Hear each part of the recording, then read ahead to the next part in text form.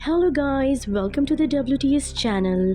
आज हम आपको मूवी एक्सप्लेन करेंगे कार्गो। ये कहानी उस वक्त की है जब दुनिया ज़ोंबी वायरस की वजह से ख़त्म हो रही थी। इंसान ज़ोंबीज़ बनते जा रहे हैं। इसी बीच एंडी नाम का एक आदमी अपने परिवार को बचाने के लिए बोट में सफ़र कर रहा होता है। वो पानी में इसलिए सफ़र कर रहा होता है क्योंकि ज़ोंबीज़ पानी में नहीं आते। उस बोट पर उस आदमी के साथ उसकी वाइफ और उसकी एक बेटी भी थी। एंडी और उसका परिवार इस बोट में बिल्कुल सुरक्षित है।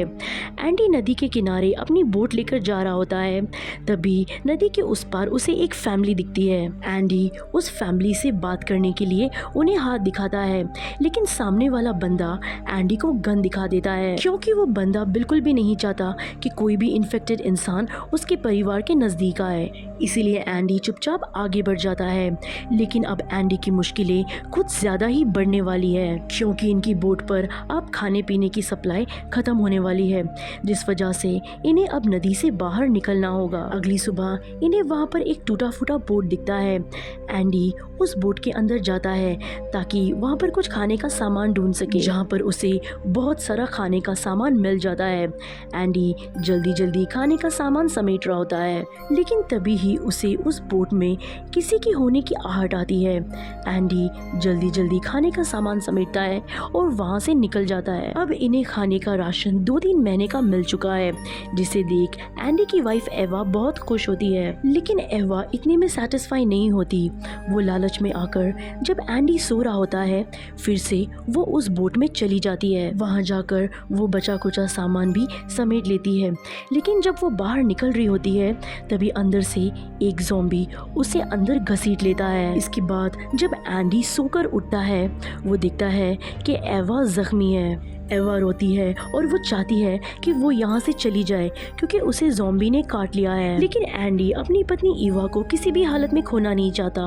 वो जानता है कि एवा के पास अभी भी 48 घंटे बाकी हैं, क्योंकि पूरे शरीर में इन्फेक्शन फैलने में 48 आवर्स लगते हैं। इसीलिए उससे पहले उसे एवा को किसी डॉक्टर के पास ले जाना होगा। इसलिए अब एंडी अपनी पत्नी और अपनी बच्चे को लेकर किसी डॉक्टर की तलाश में निकल जाते हैं। रास्ते में उन्हें बहुत सारी गाड़ियाँ पड़ी हुई दिखती हैं। उसमें से एक गाड़ी लेकर ये लोग आगे निकल जाते हैं। कुछ दूर जाने के बाद ही एवा की हालत खराब हो जाती है।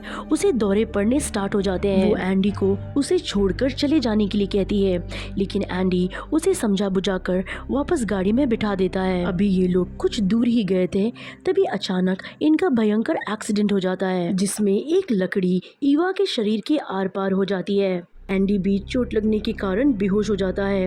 लेकिन जब एंडी को होश आता है तो वो देखता है कि ईवा को पूरा इन्फेक्शन फैल चुका है, यानी वो ज़ॉम्बी बन चुकी है। लेकिन उसने आपा होने से पहले सामने लिख दिया था, सेफर, यानी मेरी बेटी को बचा लो। एंडी जैसे ही अपनी बेटी को उठाने के लिए हाथ पीछे बढ़ाता है, एवा उसके हाथ में काट लेती है। वो कैसे भी अपना हाथ छुड़ाकर अपनी बेटी को गाड़ी से बाहर निकालता है। एंडी की बेटी सिर्फ 1 साल की होती है।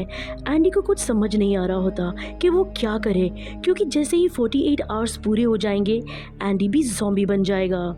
तो उसके बाद उसकी बेटी का ध्यान कौन रखेगा, यही सोच सोच कर वो जोर जोर से चिल्लाता है। अब एंडी अपनी बीवी का गला काटकर एक बैंड में 48 आवर्स का टाइम सेट कर देता है और अब एंडी आगे बढ़ना शुरू कर देता है। आगे जाने के बाद एंडी को वही शख्स दिखाई देता है जो उनकी गाड़ी के आगे आ गया था। वो आदमी भी इन्फेक्टेड था। एंडी उससे बचने के लिए वहाँ पर एक लकड़ी पड़ी हुई होती है, उसे उठा लेता है। तभी वहाँ पर एक लड़की आती है जिसका नाम होता है थूमी। वो कहती है कि मेरे पिता से दूर रहो, वो तुम्हें नुकसान नहीं पहुंचाएंगे। यानी कि ये इन्फेक्टेड आदमी थूमी के पिता है। थूमी ने अपने पिता के मुंह में एक लकड़ी डालकर बांध दिया होता है ताकि वो किसी को इन्फेक्टेड ना कर सके। तभी थूमी अपने हाथ को काटकर खून को पेड़ पर लगाती है और ऐसा करके वो जिस डायरेक्शन में चाहे अपने पिता को लेकर जा सकती है। एंडी भी अपने रास्ते निकल जाता है और अब चलते चलते शाम होने वाली होती है और तभी ही उसके पीछे एक स्ट्रीट लाइट जलती है। एंडी समझ जाता है कि यहाँ पर कोई ना कोई रहता है। ये एक स्कूल होता है जहाँ पर एक लेडी टीचर रहती है जो इन्फेक्शन और वायरस फैलने के बाद यही स्कूल में कैद रह गई। वो एंडी के घाव में मरहम लगाती है और एंडी से कहती है कि तुम्हारे पास कितना टाइम बचा है। एंडी के पास अभी 44 घंटे बचे हुए थे, इसीलिए वो लेडी एंडी को आज रात यहाँ पर रुकने देती है। एंडी अब अपनी बेटी को इसी लेडी के पास छोड़ने की सोच रहा होता है, लेकिन ये लेडी कुछ दिनों की मेहमान थी, उसे कैंसर था, इसीलिए वो अपनी बेटी को यहाँ पर नहीं छोड़ सकता था। स्कूल के पास कुछ ट्राइब के लोग ज़ॉम्बीज को मारकर जला रहे थे। वहाँ पर एक लेडी धूमी धूमी करके पुकार रही थी। दरअसल ये धूमी की माँ थी और धूमी इनसे बिछड़ चुकी थी। धूमी वही लड़की होती है जिसे एंडी ने पीछे रास्ते में देखा था। अगली सुबह एंडी जल्दी से यहाँ निकल रहा होता है क्योंकि उसके पास ज्यादा समय नहीं बचा हुआ होता है, क्योंकि जैसे ही समय खत्म होगा वो ज़ॉम्बी बन जाएगा।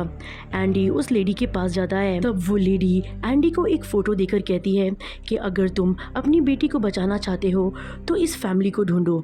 ये लोग यहाँ के आदिवासी है और ये लोग सबकी मदद करते हैं। एंडी फ़ोटो लेकर आगे बढ़ जाता है और जब वो आगे बढ़ रहा होता है तभी उसे रास्ते में एक गाड़ी दिखती है और बस वो गाड़ी में बैठने ही वाला होता है तभी वहाँ पर एक शख्स गोली चला देता है। दरअसल उसने एंडी को ज़ॉम्बी से बचाने के लिए शूट किया था। वो आदमी सिलेंडर के नीचे दबा हुआ था और ज़ॉम्बी पास आ रहे थे। उनके पास आने से पहले ही एंडी सिलेंडर को गाड़ी से बांधकर खींच लेता है और उस आदमी को बाहर निकाल देता है। इस आदमी का नाम होता है विक कार्टर। कार्टर एंडी को अपने घर ले जाता है। वो यहाँ पर अपनी पत्नी लॉरेन के साथ रहता है। एंडी आज की रात यहाँ पर रहने का डिसाइड करता है और जब कार्टर की पत्नी एंडी की बेटी को खिला रही होती है तब वो देखती है कि एंडी की बेटी के कपड़ों में झाग लगा हुआ है। वो समझ जाती है कि इस बच्ची का पिता एंडी इन्फेक्टेड है, लेकिन वो कार्टर को नहीं बताती। रात में एंडी अपनी बेटी को उनके पास छोड़कर निकलने लगता है क्योंकि वो ज़ॉम्बी बनने से पहले आत्महत्या करना चाहता है। तभी उसके पीछे लॉरेन भी आ जाती है। वो उससे कहती है कि ऐसा मत करना, अगर तुम सोचते हो कि तुम्हारी बेटी यहाँ पर सुरक्षित रहेगी तो ऐसा बिल्कुल नहीं है, क्योंकि कार्टर एक हफ्शी दरिंदा है। उसने मेरे पति को मारकर मुझे गुलाम बना लिया है और अगर तुम चाहते हो कि मैं तुम्हारी बेटी को अपना लूं तो तुम्हें मुझे यहाँ से बाहर निकालना होगा। कितने घंटे हैं तुम्हारे पास? एंडी के पास अभी भी 20 घंटे बाकी होते हैं और इससे पहले कि वो यहाँ से निकलते कार्टर उन लोगों को पकड़ लेता है। कार्टर एंडी को भी एक लोहे के पिंजरे में कैद कर लेता है। उसने धूमी को भी वहाँ पर कैद किया होता है। धूमी एंडी को देखकर डर रही होती है, लेकिन एंडी उसे कहता है कि मैं तुम्हें चोट नहीं पहुँचाऊंगा। अभी यहाँ पर एंडी एक जुगाड़ लगाता है। वो वहाँ पर रखे मांस के टुकड़े को एक चैन से बांधकर और चैन के दूसरे सिरे को दरवाजे के बॉटम में बांध देता है और मांस के टुकड़े को ज़ॉम्बी के आगे फेंक देता है। देखते ही देखते सारे ज़ॉम्बी उस मांस के टुकड़े के लिए झगड़ा करने लगते हैं, जिस वजह से पिंजरे का दरवाजा खुल जाता है और ये दोनों के दोनों बाहर निकल जाते हैं। एंडी यहाँ से सीधे अपनी बेटी को लेने जाता है। उसके साथ धूमी भी जाती है, जहाँ पर कार्टर आराम से सो रहा होता है। ये लोग चुपके से वहाँ दाखिल होके लॉरेन और बच्ची को लेकर निकल जाते हैं। तभी कार्टर भी जाग जाता है। वो एंडी को मारने के लिए गोली चलाता है, लेकिन बीच में लॉरेन आ जाती है, जिस वजह से उसकी वहीं पर मौत हो जाती है। एंडी और धूमी किसी तरह कार्टर के हाथ से बच निकलते हैं। अगली सुबह एंडी अब उसी जगह पर लौटने के लिए निकल जाता है जहाँ पर उसने एक फैमिली को देखा था, क्योंकि दूसरी डायरेक्शन में जाने के लिए रिस्क था, क्या पता वहाँ कोई इंसान मिले या ना मिले। वहीं चलते हुए धूमी अपने पिता को देखती है जो कि मर चुके होते हैं। उन्हें इस हाल में देख धूमी वहीं बैठकर रोने लगती है, लेकिन एंडी उसके साथ वहाँ पर रुक नहीं सकता था क्योंकि एंडी के पास महज 9 घंटे ही बाकी थे। 9 घंटे से पहले उसे उसी नदी किनारे उस फैमिली तक पहुँचना होगा। तभी उसे वहाँ पर दौरा पड़ने लगता है। वहीं पर वो बेहोश हो जाता है और जब ये एंडी को होश आता है तभी वो देखता है कि उसकी बेटी वहाँ पर नहीं है। दरअसल धूमी ने उसे उठा लिया होता है। वो भी इस नन्ही सी जान को बचाना चाहती है, इसीलिए ये दोनों चलकर उस नदी किनारे उस फैमिली के पास पहुँच जाते हैं। लेकिन वहाँ पहुँचकर इन्हें कुछ फायदा नहीं होता है क्योंकि उस फैमिली का जो मुखिया होता है उसे भी ज़ॉम्बी ने काट लिया होता है। इस वजह से वो अपनी पूरी फैमिली को खत्म करने के लिए जा रहा होता है। होता है। वो एंडी से कहता है कि मैं अपनी फैमिली को इस मझदार में छोड़कर नहीं मर सकता। मेरे पास 6 बुलेट है और 4 मेरी फैमिली के लिए काफ़ी है, और चाहो तो तुम भी बाकी 2 गोलियां यूज़ कर अपना और अपनी बेटी का काम तमाम कर सकते हो। एंडी उसे ऐसा करने से रोकता है, लेकिन वो आदमी नहीं मानता।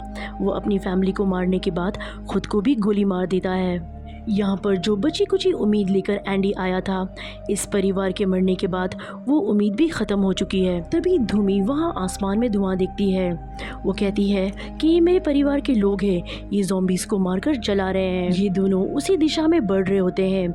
बीच में एक टनल मिलता है जहाँ पर कार्टर्स ज़ॉम्बी को पकड़कर मार रहा होता है। ये दोनों उसे देखकर छिप जाते हैं।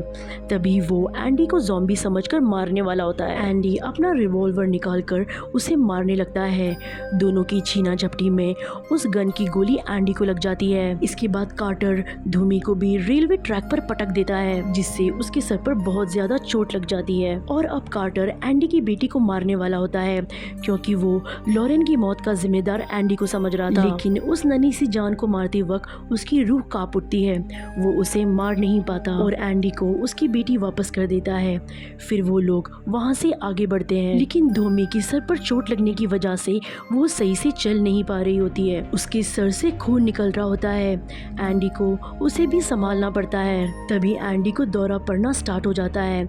वो समझ जाता है कि उसका आखिरी वक्त आ चुका है। अब उसे उसकी बेटी को अलविदा कहना होगा। इसीलिए वो अपनी बेटी के माथे को आखिरी बार चूमता है और अपनी जेब से मांस के टुकड़ों को निकालकर एक लकड़ी में बांध देता है। और वो धूमी से कहता है कि जब मैं पूरी तरीके से ज़ॉम्बी बन जाऊं तो तुम इस मांस के टुकड़े के सहारे मुझे सही डायरेक्शन में लेके जाना, उसी तरह जिस तरह से तुम अपने पिता को कंट्रोल करती थी। और अब वो अपने दांतों में एक प्लास्टिक का टुकड़ा दबाकर अपने हाथों को भी बांध देता है, ताकि वो किसी को भी नुकसान ना पहुंचा सके। फिर अपनी बेटी और धूमी को पीठ में उठाकर चल देता है। चलते चलते उसका सारा शरीर काम करना बंद कर देता है। वो पूरी तरीके से ज़ॉम्बी बन चुका है। वहीं दूसरी तरफ धूमी के कबीले वाले ज़ॉम्बीज़ को मारकर जला रहे होते हैं। तभी वहाँ पर धुएं में उन्हें कोई आते हुए दिखता है। दरअसल वो एंडी रहता है, जो कि अपना आपा खोने के बावजूद भी अपनी बेटी को उसकी मंजिल तक पहुँचा देता है। वहाँ पर धूमी की माँ भी होती है, जो अपनी बेटी को सही सलामत देख बहुत खुश हो जाती है। उनमें से एक आदमी एंडी को मार देता है। धूमी की माँ एंडी की बेटी को अपना लेती है और ये कहानी यहीं पर ख़त्म हो जाती है। उम्मीद करते हैं कि आपको ये कहानी पसंद आई होगी। आज की वीडियो में बस इतना ही। अगली बार हम फिर मिलेंगे एक नई इंटरेस्टिंग कहानी के साथ। अगर आपको वीडियो की एक्सप्लेनेशन अच्छी लगी हो तो वीडियो को लाइक ज़रूर कीजिएगा, और अगर आप हमारे चैनल पर नए हैं तो प्लीज़ हमारे चैनल को सब्सक्राइब कीजिएगा। Thanks for watching.